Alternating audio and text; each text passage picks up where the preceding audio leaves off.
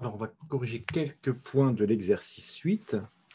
Donc ici, on a une fonction dont l'expression est x au cube fois x puissance 4 moins 2 au cube. La dérivée de x puissance 4, c'est moins 2, c'est 4x au cube, donc c'est presque cette fonction-là. Donc on va modifier l'expression de cette fonction. C'est égal à 4x au cube, facteur, et on recopie, de x puissance 4 moins 2 au cube. Et donc, pour ne rien changer, on va écrire une constante multiplicatrice. Et maintenant, on peut affirmer qu'on reconnaît une forme du type u' sur u puissance n, u' fois u puissance n, avec comme expression de u de x, eh bien, x puissance 4 moins 2, et u' de x égale eh bien 4x au cube, comme on l'avait déclaré. Si, pour tout x dans l'intervalle d'étude, ici c'est R, toutes les primitives sont obtenues. Alors, on recopie la constante multiplicatrice, et une primitive de u' u puissance 3, c'est 1 quart, 1 sur n plus 1, u puissance n plus 1, c'est-à-dire 4, plus constante, avec c, bien sûr, notre constante réelle. Donc, ça fait un 16e à la fin, fois x puissance 4 moins 2 puissance 4. Pour le suivant, pour le numéro 5, eh bien, on a une fraction. Dans les fractions, on a soit u' sur u, soit u' sur u puissance n avec n plus grand que 2, soit u' sur racine de u. Bon, ici, c'est manifestement u' sur u. Donc, on reconnaît une forme du type u' sur u. Avec u de x, eh bien, c'est le dénominateur, c'est-à-dire e puissance x plus 2. Et u', c'est donc tout simplement e puissance x. Ainsi, pour tout x réel, les primitives sont obtenues en écrivant log de valeur absolue de u, donc e puissance x plus 2. On va en retirer les valeurs absolues comme d'habitude. Or, pour tout x réel, l'exponentiel il est positif strict. Donc, e puissance x plus 2, il est positif strict aussi. Ainsi, la valeur absolue de e puissance x plus 2, c'est tout simplement égal à e puissance x plus 2. Donc, on va recopier l'expression de grand F de x. Bien sûr, à la place de valeur absolue de e puissance x plus 2, on va mettre e puissance x plus 2. Donc, voici pour le petit 5. On m'a demandé aussi le petit 8.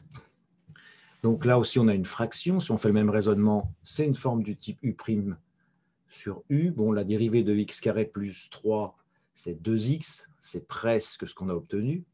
Donc on va modifier, comme tout à l'heure, l'expression de notre fonction. Donc en écrivant un demi multiplié par la fraction, avec un 2 ici, pour avoir exactement u' sur u. Donc on écrit, on reconnaît une forme du type u' sur u, avec u de x qui est égal à x carré plus 3. Et u', eh bien c'est 2x. Donc pour tout x réel, on va recopier notre constante multiplicatrice 1 demi, multiplié par le log de valeur absolue de x puissance 2 plus 3. Or, pour tout x réel, il est clair que x carré plus 2 est positif strict, un carré étant positif strict. Ainsi, la valeur absolue de x carré plus 2, c'est x carré plus 2. Et donc, on va recopier va mettre donc, hein, pour changer un petit peu. On va recopier l'expression de grand F de x et à la place de x carré plus 2 en valeur absolue, on écrit entre parenthèses x carré plus 2. Et enfin, on va terminer par le 14, où là, eh bien, nous avons une puissance avec un produit, c'est vraisemblablement U' fois U puissance n. Il faudra bien dériver celui-ci, alors on va le faire tout doucement. Donc, je vais recopier-coller. On reconnaît une forme du type U' puissance n, avec U, eh bien, qui est l'expression sous la puissance, c'est-à-dire 1 plus E puissance 2x. Et quand on dérive 1 plus E puissance 2x, on obtient 2 E puissance 2x. Donc, pour tout x, alors non, je vais un petit peu vite en besogne. On va réécrire l'expression de f de x en faisant apparaître cette constante, une constante correctrice, puisqu'on veut un 2, donc on va écrire un demi. Alors oui, là je m'emballe. Égale 1 demi multiplié par donc 2e puissance 2x multiplié par donc le terme 1 plus e puissance 2x puissance 5. Donc on n'a pas changé l'expression de petit f, bien évidemment.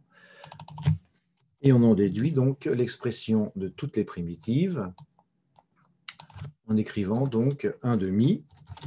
Donc une primitive de U' U puissance 5, ce sera 1 sixième de U puissance 6.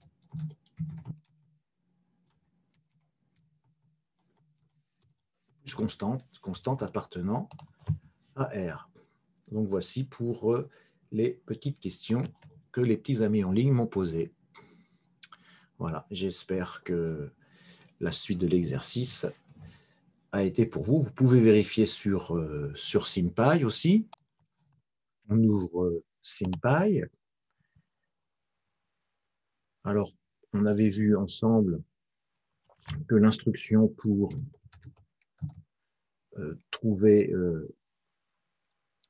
l'intégrale, c'était integrate, pardon, l'expression de la fonction. Donc, la première que nous avons faite, c'était x puissance 3, multiplié, il ne faut pas l'oublier, c'est multiplié, hein, par x puissance 4 moins 2, élevé à la puissance 3.